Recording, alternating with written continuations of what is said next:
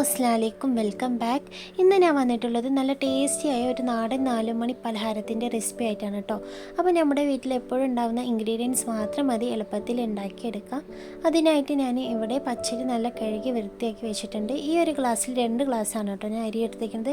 അത് 2 മണിക്കൂർ വെള്ളത്തിൽ കുതിർത്ത് വെച്ചതാണ്. ഇനി ഒരു മിക്സിൻ്റെ ജാറിലേക്ക് അരി ഇട്ട് കൊടുക്കാം.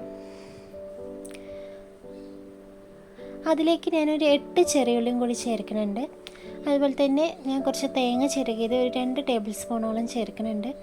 ഒരു 1/2 ടീസ്പൂണ് വലിയ ജീരകം കൂടി ചേർത്ത് കൊടുക്കാം. ഇനി ആവശ്യത്തിന് കുറച്ച് വെള്ളം കൂടി ഒഴിച്ചിട്ട് നല്ലോണം ഒന്ന് അരച്ചെടുക്കാം കേട്ടോ. അപ്പോൾ ഞാൻ ആദ്യം ഫുൾ അരി ഇട്ടിട്ടില്ല, അരി ഇട്ട് അത് അരിഞ്ഞ് കിട്ടില്ല എന്ന് പറഞ്ഞിട്ട് മാറ്റി വെച്ചിട്ടുണ്ട്. അപ്പം ഞാൻ അരിയും കൂടി ആ മിക്സിൻ്റെ ജാറിലേക്ക് ഇട്ട് കുറച്ച് വെള്ളം കൂടി ഒഴിച്ച് അരച്ചെടുക്കാം. അപ്പോൾ ഇവിടെ മാവൊക്കെ ഞാൻ അരച്ചെടുത്തിട്ടുണ്ട്. ഇനി അതിലേക്ക് ആവശ്യത്തിനുള്ള ഉപ്പും കൂടി ഒന്ന് ചേർത്ത് നല്ലോണം ഒന്ന് മിക്സാക്കി കൊടുക്കാം. അപ്പോൾ ഈ മാവ് ഒരുപാട് കട്ടയായി പോകരുത്, അതുപോലെ തന്നെ ലൂസായി പോകരുത് കേട്ടോ. ഈ ഒരു കൺസിസ്റ്റൻസിയിലാണ് നമ്മുടെ മാവ് കിട്ടേണ്ടത്. ഇനി ഇതിലേക്ക് ഞാൻ നേരത്തെ ചിരകിയ തേങ്ങ തന്നെ ഒരു ടേബിൾ സ്പൂണോളം ചേർത്ത് കൊടുക്കുന്നുണ്ട്. ഇനി അതും കൂടി ചേർത്ത് നല്ലോണം ഒന്ന് മിക്സാക്കി കൊടുക്കാം.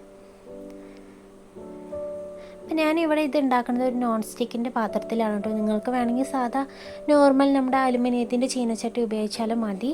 ഇനി അതിലേക്ക് വെളിച്ചെണ്ണ ഒഴിച്ച് കൊടുത്തിട്ട് ഞാൻ പൊടിയായി അരിഞ്ഞ വലിയ ഉള്ളിയും അതുപോലെ തന്നെ കുറച്ച് കറിവേപ്പിലും കൂടി അരിഞ്ഞിട്ട് അതിലേക്ക് ചേർത്തിട്ടുണ്ട്. ഇനി നല്ലോണം ഇത് മുരിഞ്ഞ് വരണം കേട്ടോ. അപ്പോൾ ഈ ഒരു ബ്രൗൺ കളർ ആകുമ്പോൾ നമുക്ക് ഇതിലേക്ക് നമ്മൾ അരച്ച മാവും കൂടി ഒന്ന് ഒഴിച്ച് കൊടുക്കാം.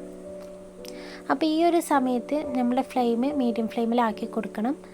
ഇനി ഒരു 5 മിനിറ്റ് മൂടി വെച്ചിട്ടൊന്ന് വേവിച്ചെടുക്കാം കേട്ടോ.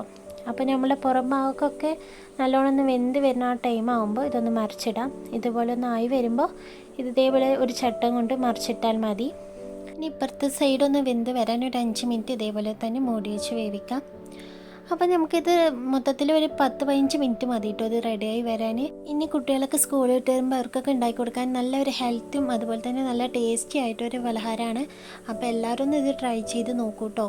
ഇനി ഞാനിതിപ്പോൾ വേറൊരു പാത്രത്തിലാക്കി കൊടുക്കണം. ഇനി നമ്മളെ ഇഷ്ടത്തിനനുസരിച്ച് ഇത് മുറിച്ചിട്ട് കഴിക്കാം.